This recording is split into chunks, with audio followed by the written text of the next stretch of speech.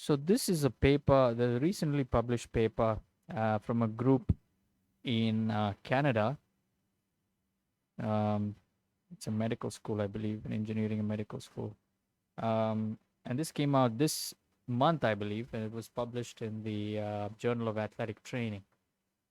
So in this paper, the researchers really, their objective was to compare a traditional way to describe training load, which is, many coaches use it, which is the volume of training, okay, the duration of training. They wanted to compare it with an external measure of training load for running, and they also wanted to compare with combined by combining duration, which is the volume, and rate of perceived exertion. And they wanted to see which one of those would come out better in describing the week to week changes. And they did this in a very clever way. They took a group of runners, okay, and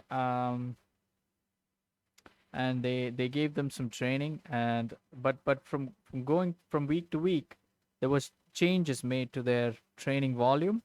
So in maybe in some weeks the training volume was increased, in some weeks it was the same, in some weeks it decreased, uh, and they had the subjects use all these tools to describe their training.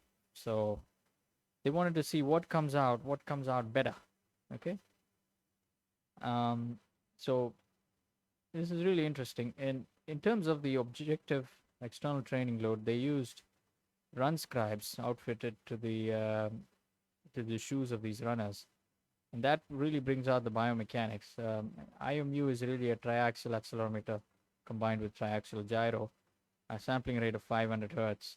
So they outfitted it with to the shoes of the runners. There were 68 of them in the analysis. So in each of the runs, I believe this was a uh, 15-week training. Maybe I'm not sure. Hang on a minute. Let me just see. Oh yeah, it's not 15. It's 7 month self-guided running program. So it's a 7 month program. It's very long duration. Um, not 3 or 4 weeks. Okay. Um, and so they used a run scribe, and they also had the runners rate their workouts. But the way they did this is a very clever way. RPE was not used on a global level. It was actually designed to bring some resolution. So three separate RPEs were used: one for time, steps RPE. So you would rate how hard you felt the duration itself was. Okay, so that is time RPE. Steps RPE, how hard did you feel the steps were. That's a perception. That's something you need to really think about when you rate. And then the shock, and I think there's some education needed to distinguish between steps and shock RPE, and that presumably the researchers made the subjects aware of how different that might be.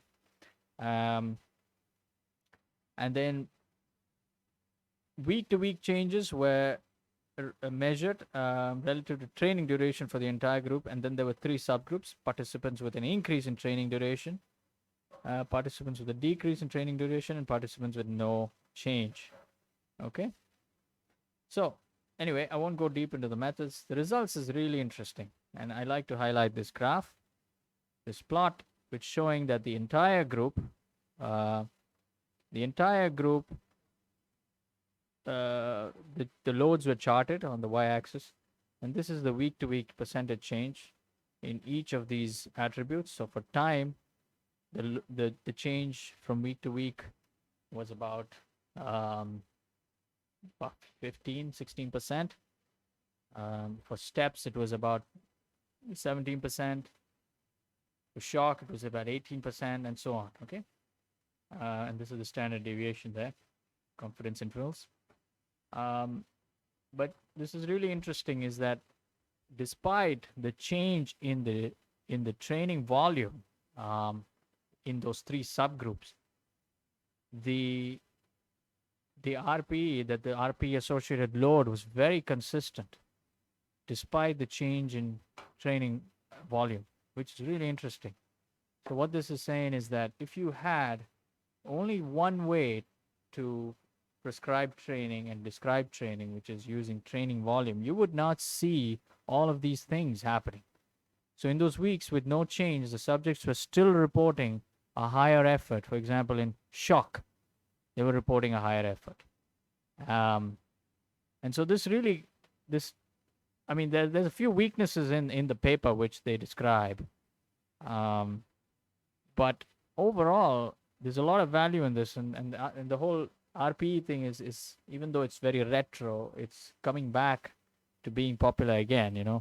Um, and its usefulness highlighted by papers like this, and really goes back to what I was saying before: is you need to combine both internal and external loads to describe the training and also monitoring the changes in your athletes.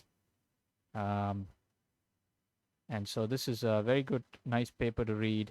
Session rating, perceived exertion combined with training volume for estimating training responses in runners.